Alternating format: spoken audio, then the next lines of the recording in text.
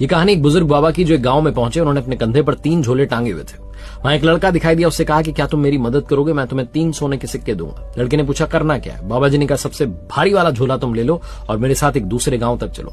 लड़का उनके साथ चलने लगा। बीच में नदी आई तो बाबा जी ने कहा दूसरा झोला भी ले लो, क्योंकि मैं 2 झोले लेकर के पार नहीं कर पाऊंगा। लड़का नौजवान था, हट्टा कट्टा था। उसने अब 2 झोले अपने कंधे पर टांग लिए और नदी पार कर दी। आगे चले तो उसने बाबा जी से पूछ लिया कि इनमें है क्या, बड़े भारी लग रहे हैं। तो बाबा जी ने बताया कि सबसे भारी वाले, सबसे बड़े वाले झोले में तांबे के सिक्के हैं, उससे छोटे वाले में चांदी के सिक्के हैं, और जो मैंने अपने कंधे पर टांगा है इसमें सोने के सिक्के हैं।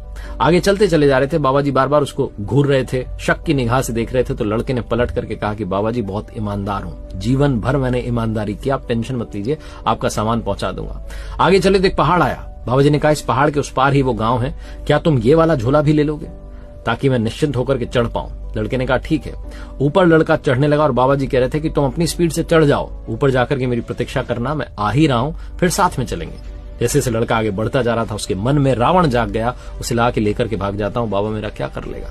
लड़का दौड़ करके अपने घर पहुंचा। तीनों झोले खोले तो तीनों में पत्थर ही पत्थर थे और एक पर्ची थी जिस पर लिखा था कि बेटा अगर आज मुझे धोखा नहीं दिया होता तो मैं तुम्हें इस राज्य का राजा बना देता। मैं इस राज्य का बूढ़ा राजा हूं जो अपने लिए उत्तराधिकारी ढूंढ रहा था। छोटी सी कहानी, अंदर से अच्छे बने रहिए, कृपा अवश्य बरसेगी।